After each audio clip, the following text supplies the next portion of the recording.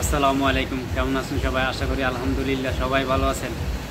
আজকের বিষয় মোটর বাইকের সিলিন্ডার ব্লক কীভাবে ব্লোরিং করা হয় সেই বিষয়টি আপনাদের কাছে দেখানোর চেষ্টা করব প্র্যাকটিক্যালি। তো আশা রাখি ভিডিওটি শেষ পর্যন্ত কন্টিনিউ করবেন। সিলিন্ডার ব্লক মোটর বাইকের গুরুত্বপূর্ণ একটি অংশ, যার মধ্যে পিস্টনটি ওঠানামা করে। আর এই পিস্টন এবং ব্লকটি নষ্ট হয়ে গেলে মোটর বাইকের ইঞ্জিন অয়েল খুব দ্রুত শেষ হয়ে যাবে। তার সাথে সাথে মোটর বাইকের স্যালেঞ্জার পাইপ দিয়ে সাদা ধোঁয়া বের হবে।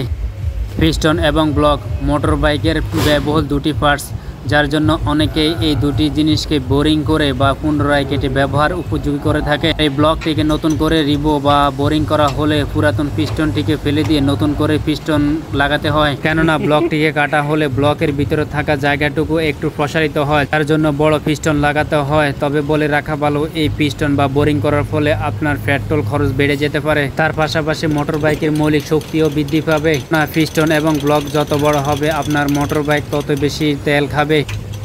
ব্লক বোরিং করার জন্য সর্বপ্রথম ব্লকটির সাইজ মাপা হয়, তারপর সেই সাইজ অনুযায়ী বোরিং মেশিনের ছুরিটিকে অ্যাডজাস্ট করা হয়। তার পরবর্তী স্টেপে ব্লকটিকে তার নিজস্ব জায়গায় বসিয়ে পারফেক্ট করা হয়। সব মেজারমেন্ট শেষ করার পর বোরিং মেশিনের মোটরটিকে স্টার্ট দেওয়া হয়। এরপর আস্তে আস্তে ব্লকটি কাটতে থাকে। তো মানে অ্যাডজাস্ট করা ব্লকটি অলরেডি কাটা শুরু হয়ে গেছে। আর এইভাবে 5 থেকে 6 মিনিট কাটার পর ব্লকটি সম্পূর্ণ কাটা শেষ হয়ে যাবে। তারপরে পলিশের জন্য আরেকটি মেশিনে নেওয়া হবে। পলিশের বিষয়টি দেখাবো অন্য কোনো ভিডিওতে, কিভাবে মোটর বাইকের ব্লক সিলিন্ডার কাটার পর সেটিকে পলিশ করা হয়। দেখা হবে অন্য কোনো ভিডিওতে। সেই পর্যন্ত আল্লাহ হাফেজ।